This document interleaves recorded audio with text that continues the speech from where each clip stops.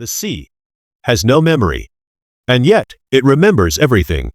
In the darkest hours of Earth's slumber, when glaciers ruled the continents and the wind whispered through icy silence, something unimaginable stirred beneath the North Pacific waves. It was not the roar of titanic beasts, nor the clash of civilizations. It was quieter, stranger, a bloom, a breath, a brief and impossible awakening of life in a place that should have been still and barren. It came and went like a ghost. No warning, no clear reason. Just life, bursting forth from nothingness. And then, just as suddenly, silence. What triggered this pulse of creation? What ancient forces danced in those frozen depths to conjure a miracle that defied the natural order? Tonight, we travel back, 14,000 years ago, to an age swallowed by frost and mystery. To a story not written in books, but in sediment, shell, and silence. The end of the Ice Age wasn't an instant. It was a slow sigh from a tired planet. Glaciers began to melt. Oceans rose. The Earth breathed warmer air. But in one remote corner of the world, the North Pacific, something else happened. Something that modern science still struggles to explain. Sediment cores retrieved from beneath the ocean floor, long, layered time capsules drilled deep into Earth's watery memory, told a story no one expected. Within a thin slice of layered minerals, scientists found traces of a biological bloom so vast, so concentrated, it rivaled the productivity of modern ocean ecosystems. Phytoplankton, foraminifera, microscopic architects of Earth's food chain, appeared in staggering numbers, blooming rapidly in an otherwise desolate sea. It was as if the ocean, after millennia of stillness, suddenly inhaled life. But here's the twist. The conditions for such a bloom should not have existed. And yet it happened. The first question scientists asked was simple. Why? The first answer? Iron. To understand why iron became the central suspect in this ancient mystery, we have to understand its role in the ocean today. In the modern Pacific, iron is like gold to microscopic life. It feeds phytoplankton, the tiny, invisible plants that support entire marine food chains. Where iron flows, blooms follow. And when glaciers melt, they release iron-rich dust into the sea. So naturally, scientists believe the Ice Age meltwater had done the same. Glaciers retreat. Iron enters the water. Life explodes. It made sense. Until it didn't.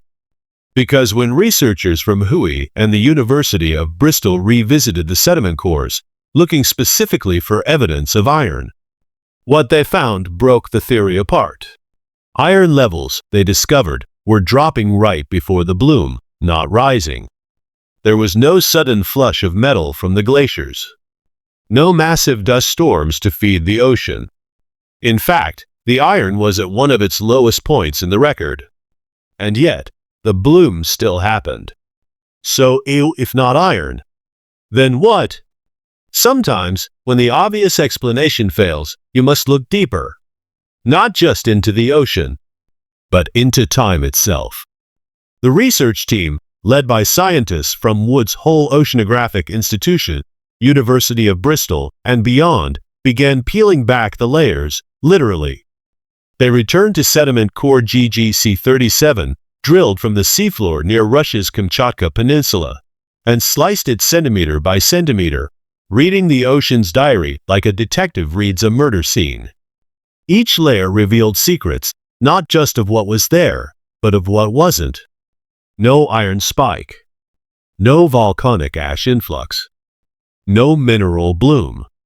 But there was something else. A shift. A transition. A perfect storm. Imagine this. The ocean is deep, layered like a cake. Nutrients rest far below, trapped in the darkness. Phytoplankton, tiny, sun-hungry organisms, float at the top, starving. Then something stirs the sea. Climate change. A global pulse of warmth. Currents awaken, mixing the ocean layers like a spoon in soup. Suddenly, nutrients rise. The deep gives to the surface. Phytoplankton rejoice. Life returns. But then, darkness. Because along with nutrients comes depth. The surface water becomes murky. Light disappears. The bloom begins to falter. Then, just as quickly, the glaciers release fresh water.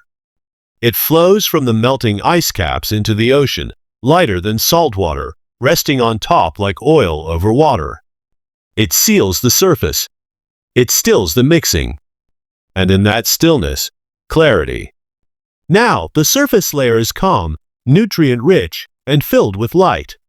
A golden window opens. A moment when everything, nutrients, sunlight, stability, align. And in that fragile, fleeting equilibrium, the bloom begins. An explosion of life across a desolate sea. A bloom so vast it's captured in millennia-old shell fragments. Creatures born, thriving, and dying in an era before humans had even built their first cities. A biological miracle. A cosmic accident. Or something else entirely. Because what happened next was silence. As quickly as it began, the bloom vanished. And just like that, it was gone. No catastrophe. No eruption. No alien interference. The bloom that had once turned the Pacific into a living, glowing sheet of life faded into nothingness. The iron? Still falling. The nutrients? Consumed. The light? Fading. But the truth was more profound. The balance was lost. Nature had given a gift, a fleeting moment of biological abundance. But that moment was never meant to last.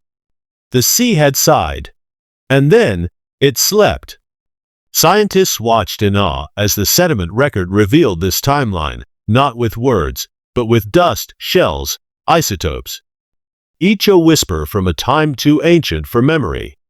They discovered the isotope signature, neodymium and strontium, pointed not to the nearby volcanic shelf, but to distant lands. The lowest plateau of northern China, a great dusty plain swept by winds for millions of years. Dust carried across the Pacific, settling gently over waves. An ocean fed by whispers from a desert half a world away. Yet even that supply was not enough. Because it wasn't just about iron. It never was. It was the convergence. The mixing. The melting. The sunlight. The stillness. An impossible orchestra of events played perfectly, once, and never again. It was not a trigger, it was a symphony. And symphonies, by nature, end. Now, humanity stands at a crossroads.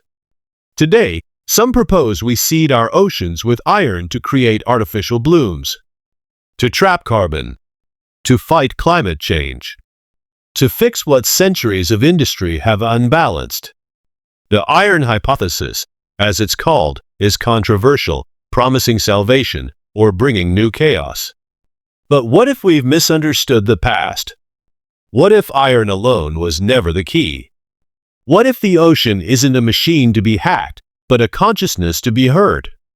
Because the bloom 14,000 years ago didn't come from one thing. It came from many. It came from harmony. And harmony is delicate. As we stand on the edge of climate catastrophe, staring into the same oceans that once bloomed with unthinkable life, we are left with a question. One not for the scientists, but for all of us.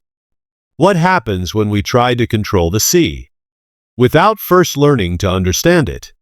Because the ocean remembers. And in its memory are not just the stories of life, but the warnings of silence.